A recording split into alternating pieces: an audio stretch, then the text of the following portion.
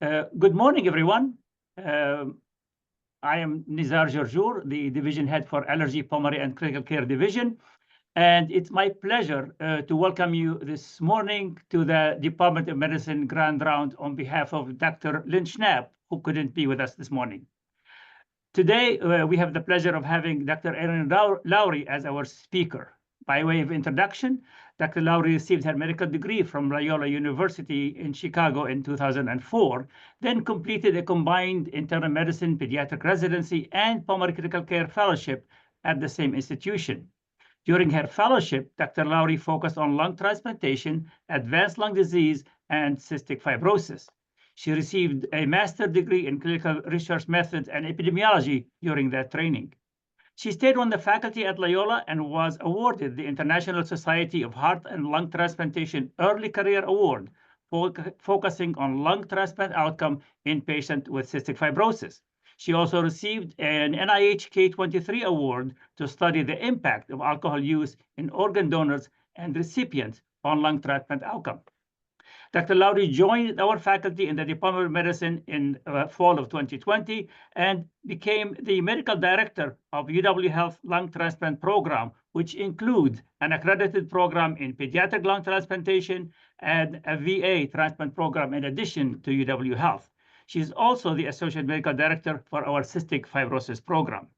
Dr. Lowery was a member of the steering committee for the National Cystic Fibrosis Lung Transplant Consortium from 2017 to 2020. She's also the PI for the NHLBI Lung Transplant Consortium, which was initiated in 2023.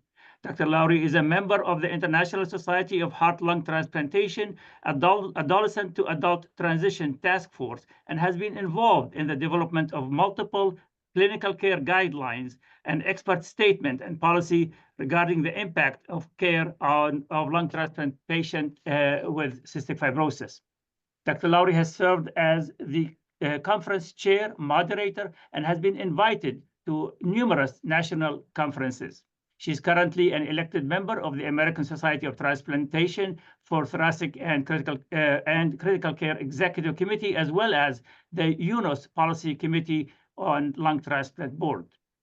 Under Dr. Lowery's leadership, our UW Health Lung Transplant Program has been ranked as the #1 program in the country for patient outcome 2 years in a row. Today, we have the pleasure of listening to Dr. Lowery when she speaks to us on providing care to patients with advanced lung disease in the new era of advanced treatment. Welcome, Dr. Lowery. Thank you, Dr. Jarjour. I would like to thank Drs. Schnapp and Jarjour for inviting me to present Grand Rounds this morning. I'm excited to talk to you about the evolving field of pulmonary medicine. I have a couple of disclosures related to grant funding in cystic fibrosis and lung transplant, neither of which are relevant to this presentation.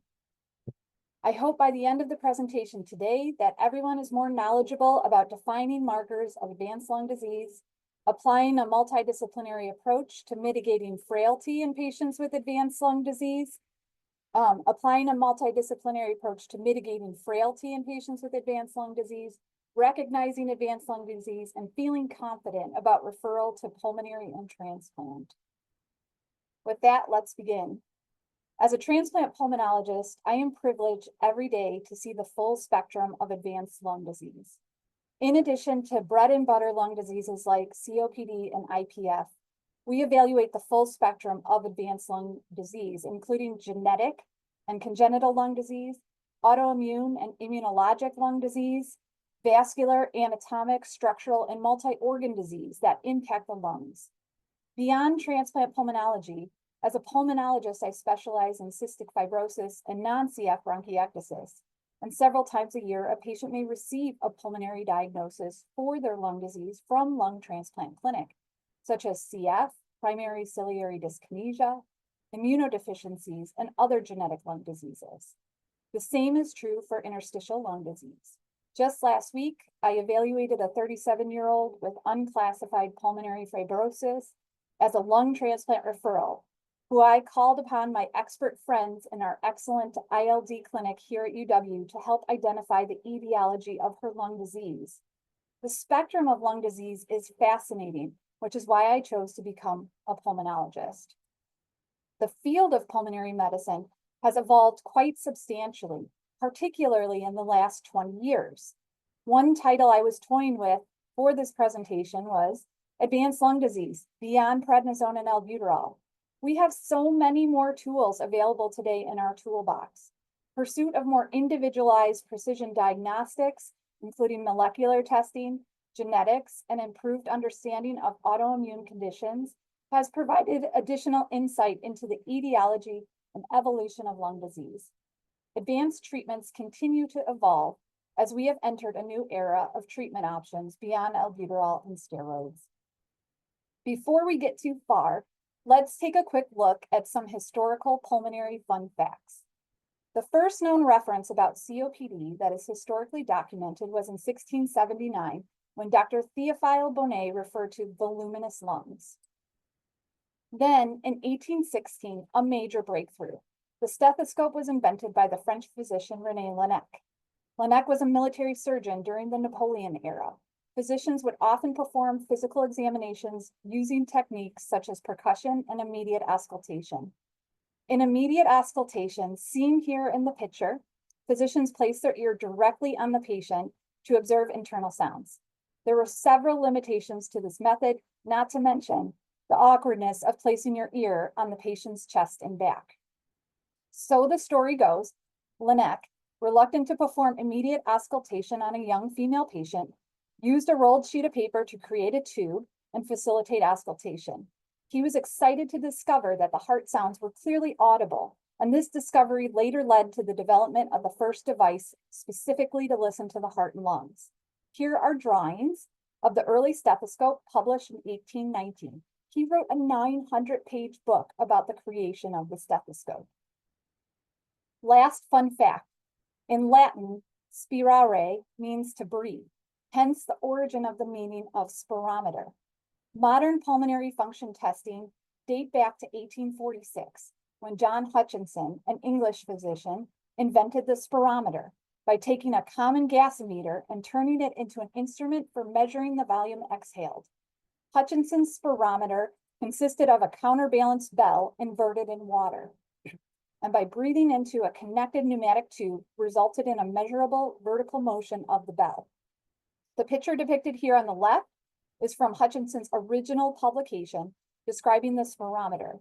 This depicts the internal mechanisms of the spirometer and demonstrates how to position a patient in relation to the device. Using this device, he performed spirometry on 2,100 individuals, including sailors, hoppers, artisans, compositors, and draymen. By studying this array of patients, Hutchinson was able to show a correlation between height, age, weight, and the volume of the vital capacity. Seen here is an advertisement from 1868 for Brown's spirometer from just south of here in Rockford, Illinois. Managing advanced lung disease requires a multidisciplinary approach. Many patients do not have good access to multidisciplinary expertise to effectively manage their disease, control symptoms, and maintain their quality of life, whether that is due to geographic barriers from being located in remote parts of the country, due to barriers within the healthcare system, payer barriers to care, or simply lack of patients' understanding about their disease and its natural progression. Let's start by looking at disease detection and treatment. The most important first step is disease recognition and detection. There is often a delay in seeking diagnostic assessment of dyspnea. Patients may attribute their symptoms to aging, to not working out enough, or that weight that they gained over the holidays.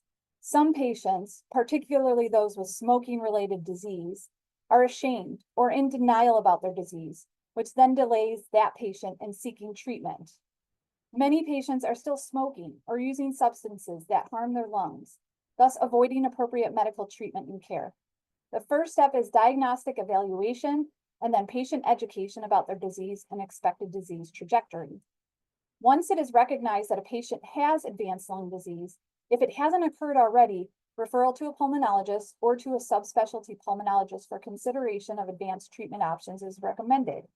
Pulmonary rehab, which is an excellent therapy for all patients with advanced lung disease, can be limited by access issues. Mitigating frailty in patients with advanced lung disease is so important, and we will discuss this further in just a bit. Many patients with advanced lung disease are not referred for transplant. Mental health support to help the patient develop coping strategies are so important, but resources are limited. And many patients with advanced lung disease are not referred to palliative care or have an unclear understanding of their disease trajectory. Symptom management is often not adequately addressed. Lung disease initially presents in most patients as chronic dyspnea. This flow chart is the result of a systematic review of the literature for investigations diagnosing chronic dyspnea. There were 8 investigations included, and the summation of the investigations led to this approach for diagnosing a patient with chronic dyspnea. Utilization of spirometry, pulse oximetry, and EKG diagnosed about 1/3 to 1/2 of patients presenting with chronic dyspnea. The authors note that obtaining spirometry was the most impactful diagnostic tool in the flow sheet. However, it was also the most underutilized. From there, if those tests are not conclusive for an etiology, next step recommendations include chest X-ray and lab testing with subsequent consideration of CT scan of the lung, full pulmonary function testing with lung volumes and DLCO, and echocardiogram. This workup was enough to then diagnose 90% of patients with either a cardiac or pulmonary etiology to their symptoms, with subsequent referral to specialty care if appropriate. The article on chronic dyspnea led me to wonder, why hasn't spirometry caught on better? Underutilization of spirometry is a common barrier to accurate pulmonary diagnosis. The barriers to obtaining spirometry cited in the literature include multiple reasons, such as geographic barriers in remote regions of the country, not ordering the testing as part of diagnostic assessment, access issues in obtaining the test, and validity issues, ensuring that the testing meets American Thoracic Society reproducibility of the spirometry maneuver. Spirometry is a valuable test for diagnosis, but also for monitoring disease progression.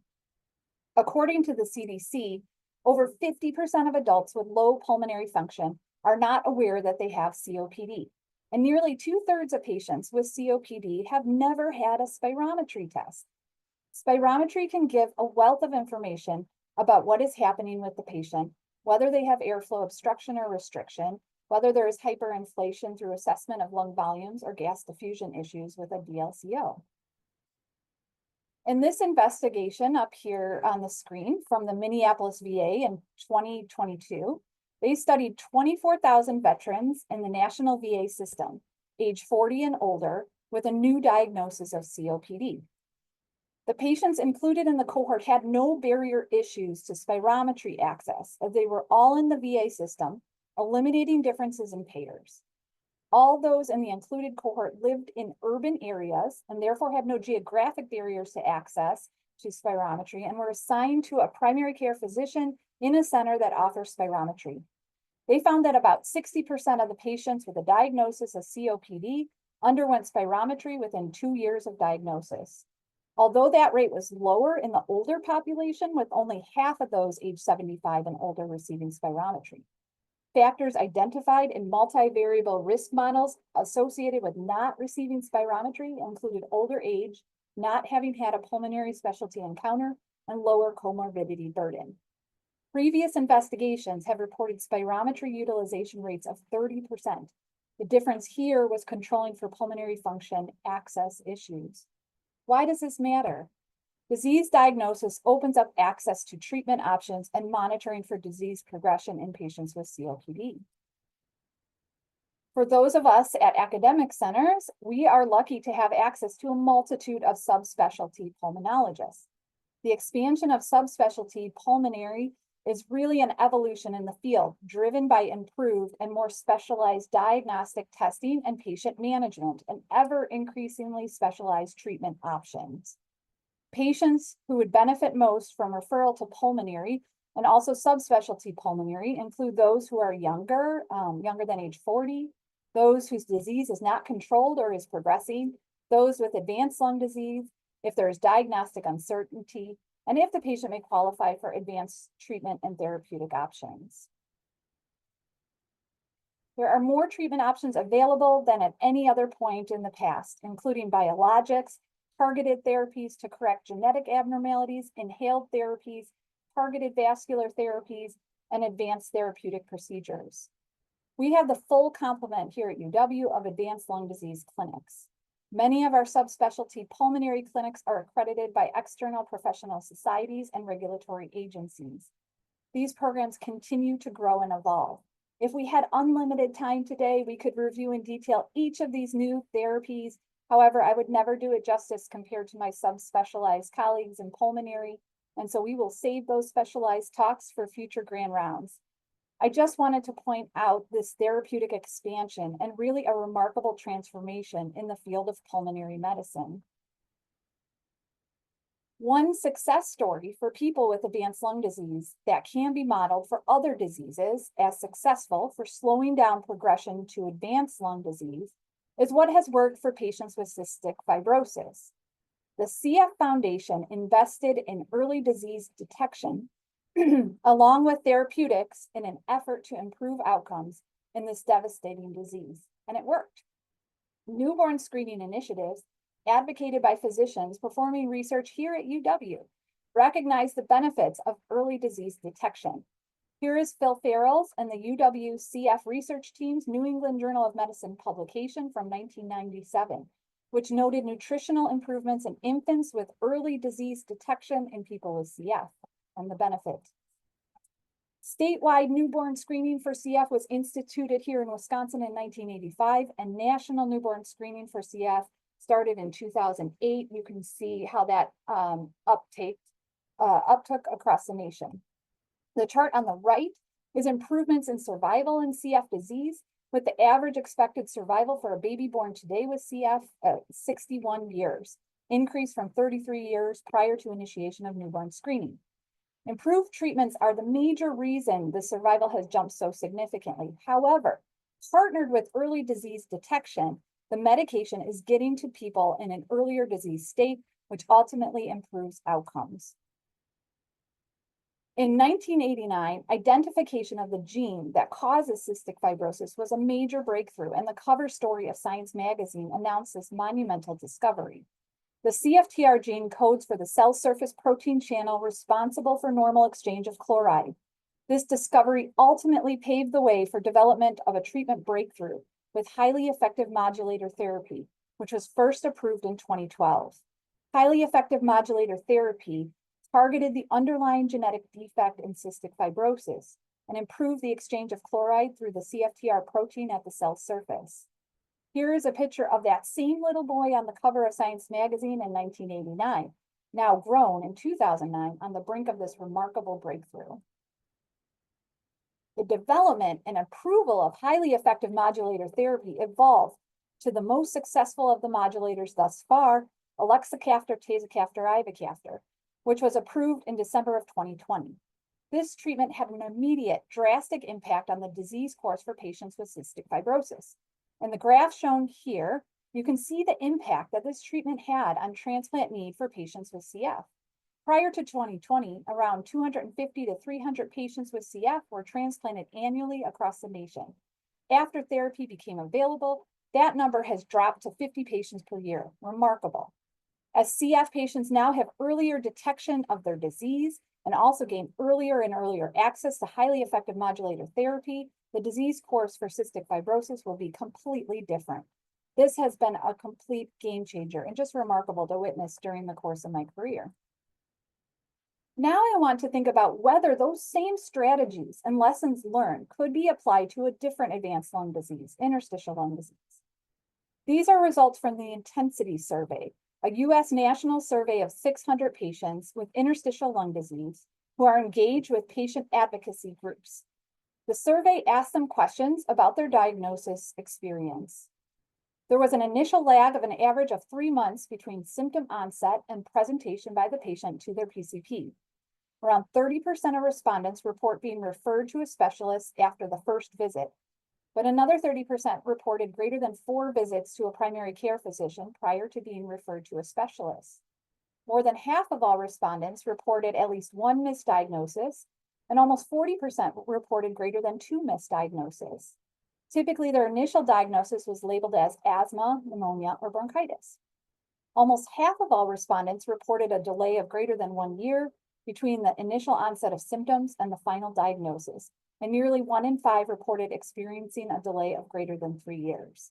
75% of respondents consulted at least 3 physicians prior to receiving their current diagnosis. Here is a timeline which identifies various stall points in obtaining an accurate diagnosis for patients with ILD.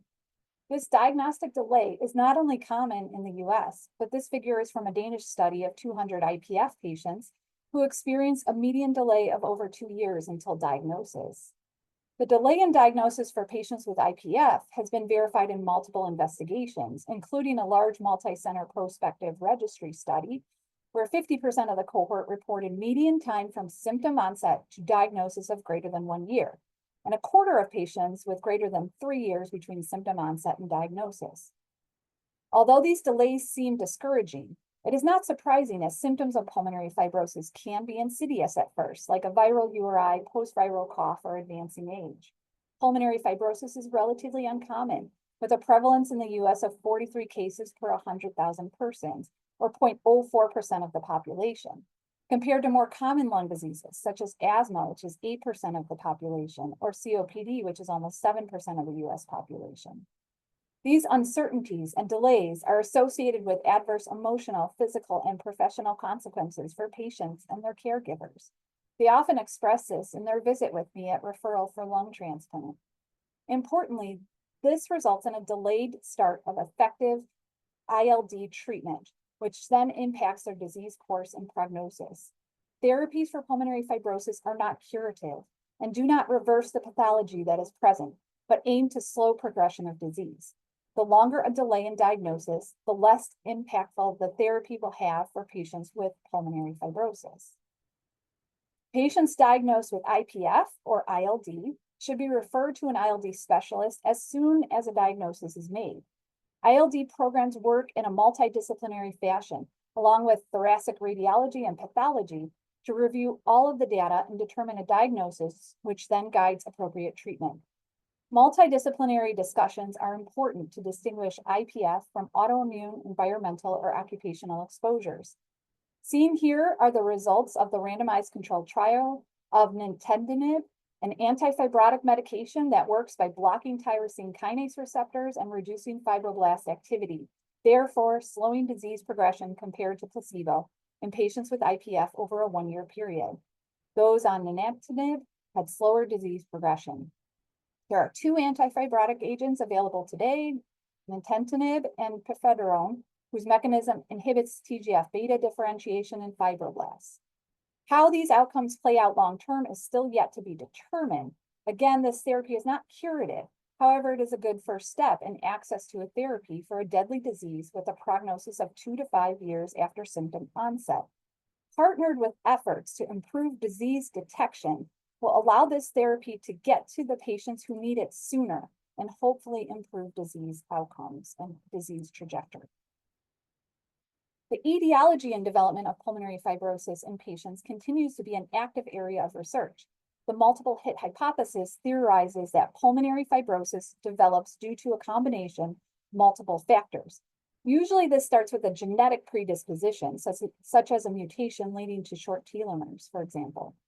The second hit might then be environmental exposure, reflux, or smoking, that then develops into a lung injury, and then abnormal healing response and the inability to stop forming fibrotic tissue. As research continues to evolve about the potential etiology of fibrotic lung disease, perhaps we will see the same development of impactful treatment that we've seen for patients with cystic fibrosis.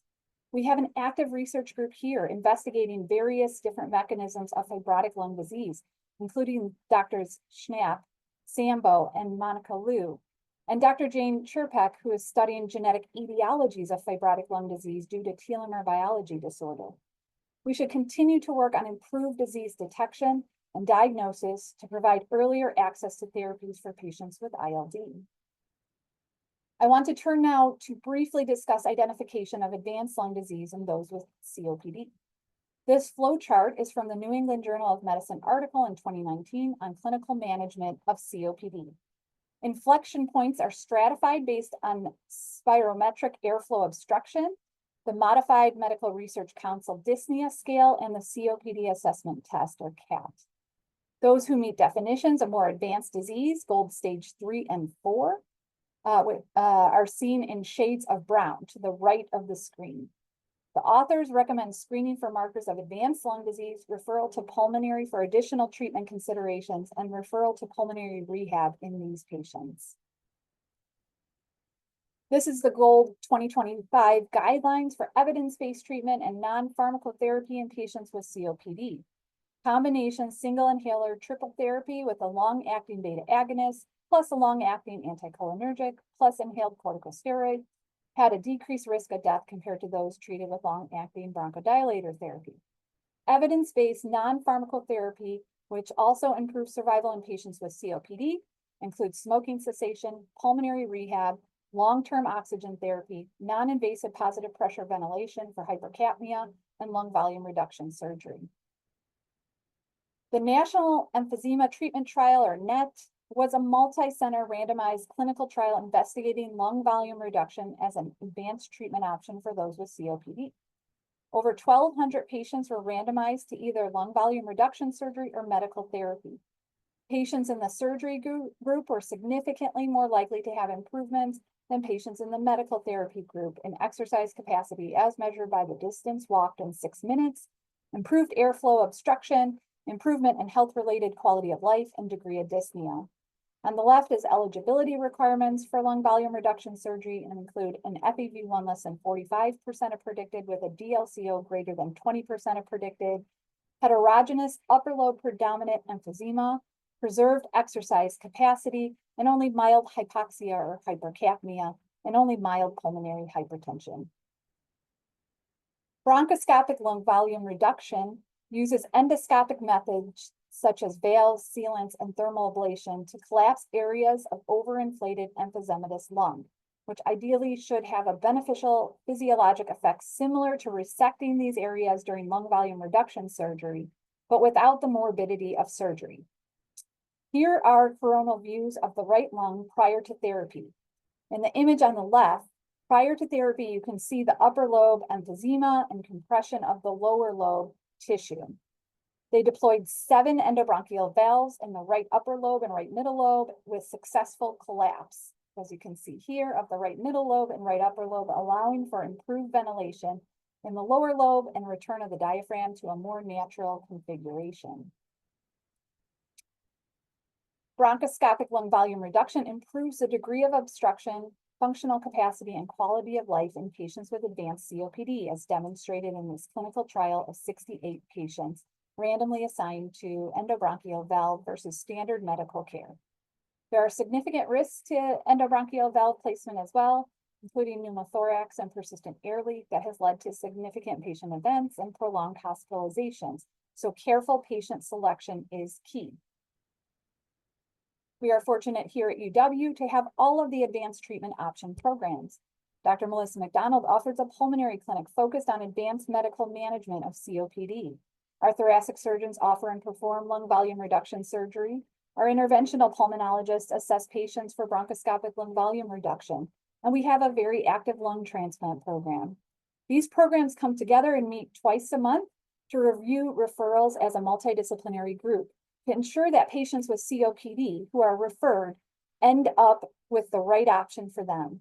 The COPD conference is a very quick multidisciplinary presentation of the patient's case, a review of pulmonary function testing data, imaging, to determine the eligibility for multiple programs. This allows for the patient to then understand what their options ultimately are. Undergoing lung volume reduction surgery or bronchoscopic lung volume reduction does not preclude subsequent lung transplant candidacy. And we do try to ensure that patients have been informed about the other options before pursuing transplant. Unfortunately, many patients with COPD are referred to us with severe hypercapnia or moderate pulmonary hypertension and are no longer candidates for anything but lung transplant. In managing patients with advanced lung disease, it is important to screen and monitor for markers of advanced lung disease. Patients with advanced lung disease are at risk of gas exchange abnormalities, hypoxemia, hypercapnia, and group 3 pulmonary hypertension. In patients with advanced disease, it is recommended to screen for hypoxemia. Obtaining a 6-minute walk test will determine if they need supplemental oxygen. For severe advanced lung disease, obtaining ambulatory oximetry testing, which looks closer at resting and exertional oxygen needs, may be necessary. Testing for hypoxemia during sleep is best determined by obtaining nocturnal oximetry testing. Blood gases diagnose the degree of gas exchange impairment and need for nocturnal non-invasive positive pressure ventilation. And transthoracic echo can hint at developing pulmonary hypertension in patients with advanced lung disease. There are a variety of walking tests designed to measure the exercise capacity of patients with chronic respiratory disease. Among these, the 6-minute walk test is a key study providing data about the patient's functional capacity, therapeutic response to treatment, and prognostic data that is valuable to the care of patients with respiratory as well as cardiac disease. The test is self-paced with standardized instructions and encouragement being given as the patient walks as far as possible over 6 minutes through a flat corridor with minimal or no disruptions. The final distance is recorded in meters. Here is a picture of a 6-minute walk test track and the picture found online of a patient undergoing testing. The patient is wearing a forehead pulse ox probe to measure oxygen saturation and heart rate. This test really plays a dual role, monitoring disease progression and a general assessment of conditioning and exercise capacity. As a patient's disease progresses, they are unable to walk as far, whether that is due to limitations from impaired gas exchange, worsened air trapping in those with COPD, or escalating pulmonary hypertension. It can also give us a sense of overall conditioning and exercise capacity. Depending on the patient's disease severity, patients with very advanced lung disease can improve their walk distance through proper support with oxygen, increased exercise, and participation in pulmonary rehab. Multiple multi-center investigations have found that 6-minute walk test distance is a predictor of mortality in multiple lung diseases, including COPD, IPF, interstitial lung disease, CF, and pulmonary hypertension. Here is an example highlighting the predictive nature of 6-minute walk tests on mortality in patients with IPF. A multivariate Cox proportional hazard model was used to characterize the relationship between risk factors such as age, hospitalization, forced vital capacity, and all-cause mortality. The model revealed that 6-minute walk test distance was an independent predictor of mortality with distances of less than 800 feet at highest risk, and those with distances less than 1,200 feet during the walk at elevated risk. This association has been well studied in patients with COPD as well. Here are results from the ECLIPSE trial, a longitudinal observational study of over 2,100 patients with COPD, gold stage 2 to 4 across 45 sites in the US and Europe, followed for 3 years. This investigation established that a reduction in 6-minute walk test distance of greater than 100 feet as increase in the risk of death, but not hospitalization. This is a clinically meaningful metric to follow to monitor for disease progression and or response to therapy. The authors noted that declining 6-minute walk test distance can be modified by either escalation of therapy or improvement in frailty and exercise capacity. Chronic hypoxemia increases the risk of developing WHO Group 3 pulmonary hypertension.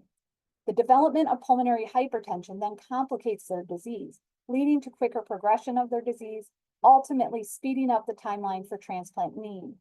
The investigation shown here utilized transthoracic echo in patients with advanced lung disease who had undergone right heart cath assessment as part of their transplant evaluation and had pulmonary hypertension identified on heart cath defined as a mean PA pressure greater than 25 or no pH identified on cath.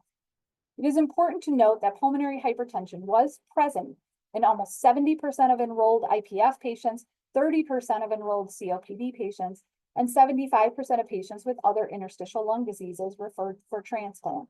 And this is typical of what we see in pre-transplant clinic. The ROC curve demonstrated right ventricular systolic pressure, or RVSP, greater than 43 to be the threshold for pH prediction with acceptable sensitivity and specificity. Right ventricular outflow tract, RVOT, diameter greater than 34 and TAPSE less than 18 had acceptable sensitivity, specificity, and area under the curve. The combination of the three variables increased the sensitivity and negative predictive value to 100%. Performing transthoracic echoes in patients with advanced lung disease requiring oxygen may tip you off to this known complication of advanced lung disease. 6-minute walk test is a good screening test to assess for exertional hypoxemia and oxygen need. Oxygen is a costly therapy. Some patients have limited access to supplemental oxygen due to financial concerns or payer issues, and this causes some patients to choose between affordability and rationing their oxygen use. Some patients find oxygen burdensome and perceive that it makes them look old and infirm, leading to use of oxygen only in the setting of significant functional limitation or breathlessness. Providers may advise patients to use oxygen only during exercise. However, this may cause confusion as to what degree of exertion warrants its use and what flow rates to use. Issues related to equipment, including oxygen tubing, tanks, and other heavy and bulky equipment, can impact adherence in patients who are frequently frail. Patients with advanced interstitial lung disease may require high oxygen flow rates that exceed the capacity of portable or compact systems, resulting in limited mobility and hindering their ability to leave the home, compounding the development of deconditioning and frailty. Access barriers to appropriate oxygen delivery devices limit our patients. It impedes their quality of life by limiting their ability to leave the house, travel, participate in family and community events, and sometimes even impedes them from working. I've had several patients who wanted to work. However, the safety limitations and the delivery logistics of oxygen did not allow, and they had to leave jobs that they loved, impacting their mental health. Patients with advanced lung disease who require oxygen comprise a small cohort nationally, and so it has been difficult to raise awareness and impact change in policy to provide more affordable and accessible oxygen options.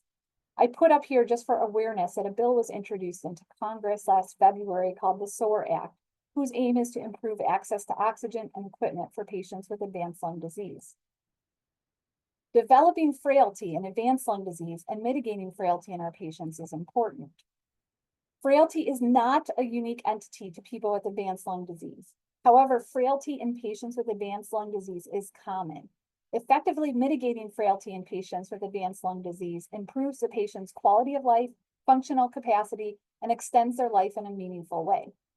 Frailty is defined as a medical syndrome with multiple causes and contributors characterized by diminished strength, endurance, and reduced physiologic function. Frailty is a modifiable factor. It is associated with aging, but it is not synonymous with old age.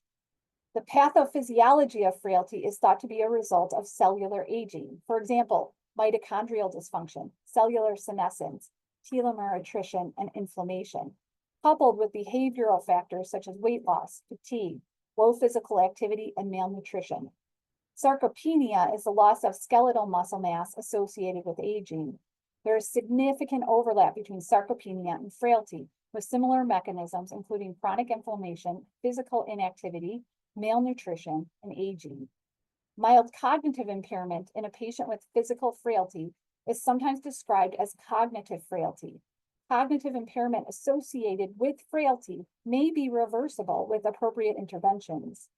In a study of 24 lung transplant candidates with a past medical history of COPD, subjects who underwent a 3-week inpatient pulmonary rehab program had significant improvement in their memory, learning skills, and psychomotor speed.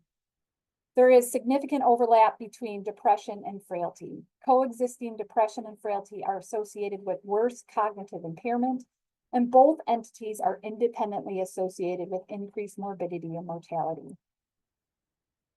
As lung disease becomes more severe, metabolic demands increase, which can result in a worsened catabolic and malnourished state. Severe malnourishment has significant implications in patients with advanced lung disease, including an impaired immune response, delayed wound healing, risk of sepsis, decreased diaphragm muscle strength, and increased risk of mortality. The cycle of frailty seen here is often played out in those with advanced lung disease. Increased hypercarbia in advanced lung disease leads to increased work of breathing, which increases energy expenditure, leading to weight loss, known as pulmonary cachexia, and requires additional caloric supplementation. But this then can also lead to increased hypercarbia as the body metabolizes the increased nutrition and the diseased lungs struggle to expel the additional carbon dioxide.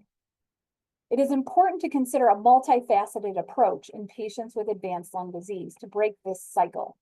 By providing coaching on eating patterns, including grazing instead of filling up with a large meal, or carbonation, which will push the diaphragm upwards, not allowing for full downward excursion of the diaphragm, making it more difficult to breathe. Supplemental nutrition may be necessary for some patients with advanced disease, and support with non-invasive positive pressure ventilation for those who qualify with a hypercapnia at a PCO2 level of greater than 50, allows for stabilization of hypercarbia, even with the addition of supplemental nutrition. All of these strategies work together to combat physical and nutritional frailty. There are almost 70 different tools available to measure and assess frailty, with only modest agreement between diagnostic tools. This table, put together by the American Thoracic Society, identifies 3 tools commonly utilized in advanced lung disease, and I'll talk about the first 2. The standard 6-minute walk test may not adequately differentiate true frailty from functional limitations directly related to physiologic disease progression in advanced lung disease, and therefore the additional data derived from formal objective frailty testing is valuable. The Fried frailty phenotype defines frailty as the presence of 3 or more of the following characteristics: unintentional weight loss, weakness, exhaustion, slowness, and low physical activity. The FFP is perhaps the most commonly used frailty test, but has limitations.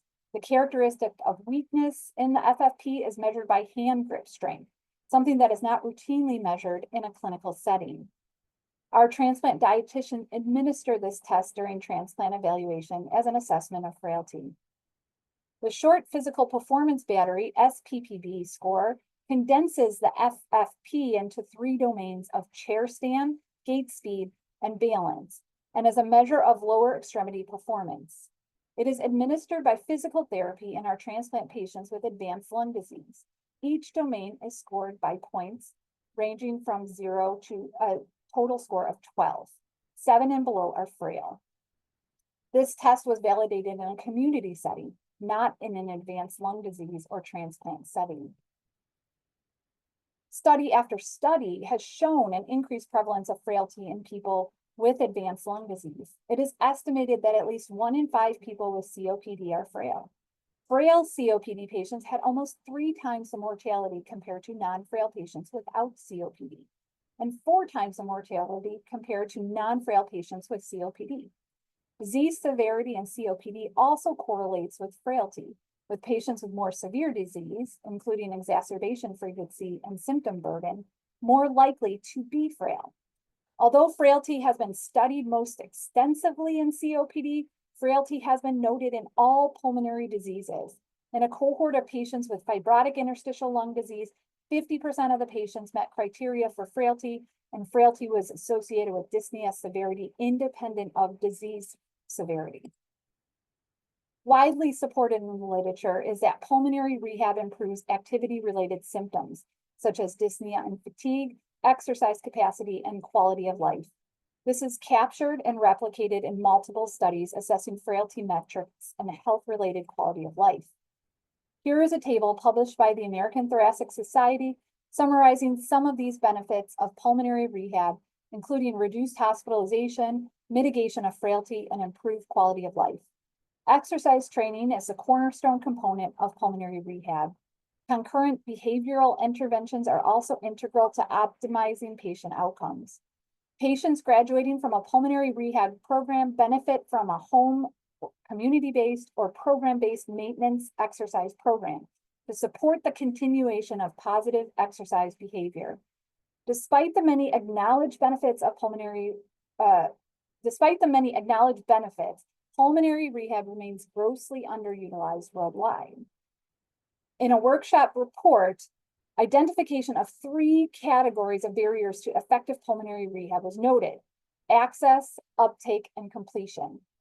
Access issues included insufficient funding of programs limiting geographic access, limited resources for pulmonary rehab program, inadequate reimbursement for pulmonary rehab, lack of healthcare and patient awareness of and knowledge regarding the process and benefit of pulmonary rehab. Uptake and participation in pulmonary rehab programs is limited by patient fatigue and lack of understanding of the benefit. In order to be successful, patient buy-in to the benefit is key, which involves counseling the patient about the benefits of exercise on dyspnea and breathlessness and improved quality of life. Completion of a program was also a barrier. About 70% of patients complete a pulmonary rehab 12-week session. It is common to have setbacks, exacerbations, hospitalizations that interrupt participation and completion. What do patients think about pulmonary rehab? If the patient has buy-in, is able to access pulmonary rehab, participate and complete pulmonary rehab, a survey of people with chronic respiratory disease with over 1,600 responses described the experiences as a must, the best thing I ever did, with perceived benefit, including improved physical, emotional, and social functioning. This randomized single-blind study was performed in Granada, Spain, and involved a simple intervention for frail patients with COPD admitted with acute exacerbation. All patients received appropriate medical treatment for COPD. Of the 58 patients enrolled in the study, half the group was randomized to receive an exercise intervention during the hospitalization. Bike pedals, seen here. The activity performed during the initial session was considered basal level, and each subsequent session, the exercise was administered with an incremental increase in time, velocity, and resistance. A physical therapy instructed the patient during the performance of the program. Here are the results.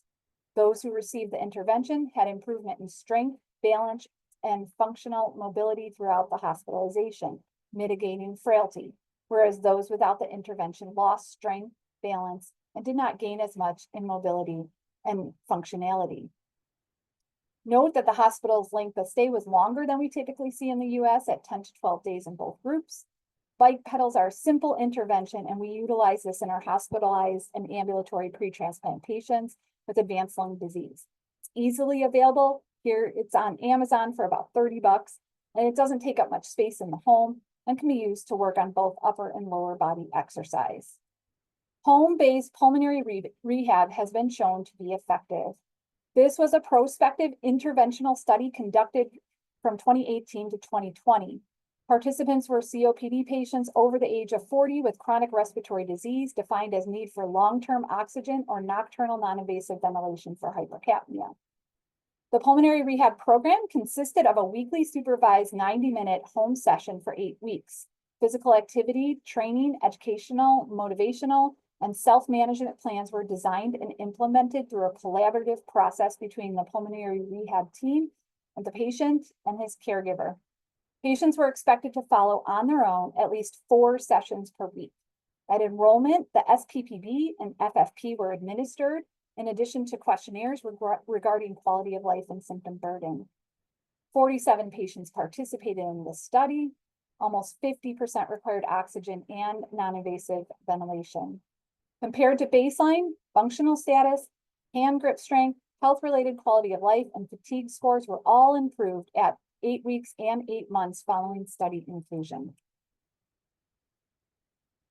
The treatment option I most commonly guide patients with advanced lung disease through is lung transplant. I really like the visual here of transition to lung transplant. It is such a major and scary time in a patient's life. Transplant, in particular lung transplant, is not something that anyone wants or desires in their life. However, many patients ultimately need transplant in order to extend their life or improve their quality of life so that they can participate in their family and community once again. It has been my privilege throughout my career to walk with patients on this arduous journey and have been truly in awe of what transplant can do for people. Seeing people on the brink of death and being able to restore them to an active, fulfilling life is part of the joy of my job. In order to help patients be successful on this journey, we help them bridge this gap. Many patients that are sent for lung transplant referral never saw this coming. They are shell-shocked and still trying to wrap their brain around their diagnosis and the path ahead. This diagram is recommended for patients with CF in anticipation of a transplant course. However, it is applicable to all pulmonary diseases that are potentially likely to result in transplant. Once lung disease is detected, patient education on disease pathology and trajectory helps the patients understand the journey ahead, well before the need for transplant referral. According to the International Society of Heart and Lung Transplant consensus statements on referral to transplant, lung transplant should be considered for adults with advanced lung disease who, 1, have a high risk of death in the next 2 years, and 2, have a reasonably high likelihood of survival following lung transplant. Now, if we were all able to grab our crystal ball like our friend in the picture, it would be simple. The reality is that it can be tricky to predict lung disease course. The ultimate goal of lung transplant is to improve functionality and survival for the patient while balancing the ethical consideration needed for a limited resource. It is important to identify patients who are able to undergo successful transplantation and who would derive the greatest benefit. These are the referral guidelines outlined by the International Society of Heart and Lung Transplant, and it is divided by disease-specific guidelines. For IPF and ILD, a forced vital capacity less than 80%, or a DLCO less than 40%, or exertional hypoxemia are general guidelines on when to refer. For those with COPD, the multidimensional Bode index, which consists of the integration of body mass index as a measurement of nutritional frailty, degree of airflow obstruction, degree of dyspnea, and exercise capacity, as noted by the 6-minute walk test distance, provides better prognostic information than the FEV1 alone and is easily calculated. A score of 5 to 6 should indicate referral to transplant. Patients with pulmonary hypertension should be referred if their disease is progressing on maximal medical therapy, and patients with CF and non-CF bronchiectasis should be referred when their FEV1 is less than 30%, and if they have markers of advanced lung disease. This single-center retrospective cohort study looked at all patients diagnosed with interstitial lung disease at a medical center in Israel. The patients were being cared for by general pulmonologists.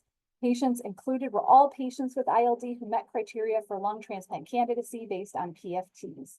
Those with obvious contraindications to lung transplants, such as active or recent malignancy, significant cardiac disease or liver disease, BMI greater than 35, significant cognitive impairment, or inadequate social support were excluded. Only 30% of eligible patients were referred, and 6% ultimately underwent lung transplant, concerning for underutilization of this therapy. Time from qualifying PFT to referral was 255 days, and the time from qualifying PFTs to transplant or death was little over 1 year. After adjusting for PFT, age, sex, and BMI using multivariable analysis, older patients and relatively higher FVC and DLCO were associated with non-referral. This raises the concern that we see in transplant, which is patients being referred late for transplant instead of optimally when they meet transplant criteria, in addition to the concern that 70% were never referred. Early referral allows for more education about transplant to the patients and their family. It allows patients to exercise, participate in pulmonary rehab, and get stronger for the transplant surgery. We can identify transplant barriers and help the patient optimize those barriers so that they can become a transplant candidate, or even better candidates for those that don't have barriers. This was an informal survey that I conducted of our lung transplant recipients. I asked who brought up transplant as a treatment option for your lung disease. Not surprisingly, the majority, 70%, it came from the pulmonologist. But I do want to point out that about 20%, so 10% from the patient, 10% from the other category, which is the patient's family members, and about 10% from primary care or other subspecialty physicians, such as rheumatologists. Anyone can refer someone to transplant. There is increasing demand for lung transplant across the country, and this is due for a few different reasons. We've seen COVID-induced pulmonary fibrosis and ARDS as a new indication for lung transplant in 2021. There were allocation policy changes in March of 2023, which has led to more transplant. Improved education of referring pulmonologists and patients self-advocating for transplant has led to this increase, as well as improvement and innovative technology. Here is data from the International Society of Heart and Lung Transplant on outcomes following transplant. Still not optimal. You can see that the median survival is about 7.5 years for double, about 5 for single. But if the patient survives the first year successfully, that conditional survival jumps up to about 10 years for those with double lung transplant. And about 25% of patients who undergo lung transplant are very long-term survivors, so beyond 10 years post-lung transplant. Our longest surviving lung transplant recipient in our program is almost 30 years out from transplant, and she has normal lung function. I've learned that it can be difficult to predict who is going to do well with transplant and who is going to face significant struggles. The most successful recipients are those that take their medications and adopt a healthy, active lifestyle. Transplant requires tremendous team investment and resources. The lung transplant team, all of the multidisciplinary care received throughout a hospitalization, and the outpatient post-lung transplant care for a lung transplant patient requires tremendous collaboration to support the patient and is a key component to successful transplant. Ultimately, getting patients back to the family to enjoy the big and small moments of life is the why we all do what we do every day. Thanks for listening. I'm happy to take questions now, or if you want to connect via email later, I'd be happy to connect as well. Thank you very much, Dr. Lowery, for a wonderful presentations. Any question, please place them on in the Q&A. Let me start with a quick question about spirometry. When patients present with shortness of breath, there is, in my experience, 10 times more chances that they're going to get a CT scan than a spirometry. And what do you think are the barriers for both doing spirometry and doing it well? Because also doing spirometry without a good quality is misleading. Yeah, I mean, I agree, and I see that as well. Many times patients are referred for lung transplant and they maybe had one spirometric, measurement before they've come to see us in transplant. I think it is a barrier to access, right? We only have a limited number of PFT labs that are expertise in performing a valid spiro maneuver. And so getting patients scheduled, but also making sure that everybody is aware that that is a resource and where that lab is located and how to order and then how to interpret the results, I think is important. Excellent. Well, I don't see any other questions. I have another question for you, which relate to pulmonary rehab. And the question is that, it's pretty clear that when patients have limited lung functions and some degree of frailty, exercise program, improved nutrition, clearly improve their performance and their well-being. The question to you is, what is the long-term outcome of rehab? If once they stop their exercise, how long the benefit lasts after they stop exercising? Because often they do, and they stop going to the gym, they stop paying attention. How long does that benefit last once you achieve that improvement? Right. So unless they maintain, they will regress. So they have to maintain. We are fortunate in pre-lung transplant clinic because we have the carrot to dangle in front of them, the transplant. So we do monitor their exercise, ask them to record that exercise. And I think it's a constant struggle of making sure the patient continues with those behavior interventions that they learned during pulmonary rehab. That's a very important component of pulmonary rehab. It is why maintenance, continuation of pulmonary rehab through maintenance programs, home-based programs, getting them hooked up with community things like YMCA programs to continue those habits that they learned during the initial pulmonary rehab phase. A related question from Dr. Bartels is that who qualifies for referral to pulmonary rehab? Who qualifies? What patients? Really anyone with pulmonary disease. And particularly if they have advanced lung disease, should be referred to pulmonary rehab. However, there are access issues, right? So some payers will only approve one round of pulmonary rehab for a certain diagnosis. So sometimes patients want to save their benefits for when they really need it. And that's unfortunate. However, there is a lot of online and virtual pulmonary rehab programs that you can refer a patient to. So if you go on YouTube, for instance, and we often provide our patients in lung transplant links to online pulmonary rehab programs so they can understand the basic concepts of pulmonary rehab and start implementing that even within their home, even if they have payer access issues to pulmonary rehab. Excellent. One quick question from Dr. Teodrescu about the effect of sleep on gas exchange, and how often do you end up doing sleep evaluation? Quick answer, please. I mean, that is a great question, Mahela. It is certainly under-recognized and underutilized in advanced lung disease, and an area that needs more attention, for sure. Our patients with advanced lung disease, we're getting nocturnal oximetry. In those patients that we can, you get a formal sleep study. Obviously, there are issues with access there as well. Lag time for scheduling a sleep study from a pre-lung transplant clinic. Oftentimes the patient has undergone transplant by the time the sleep study comes up. But I do think that many patients with advanced lung disease have unrecognized sleep disturbance, sleep issues, obstructive sleep apnea. Excellent. On that note, I want to thank you, Dr. Lowery, for an outstanding presentation. Thank you all for joining us. Have a great day.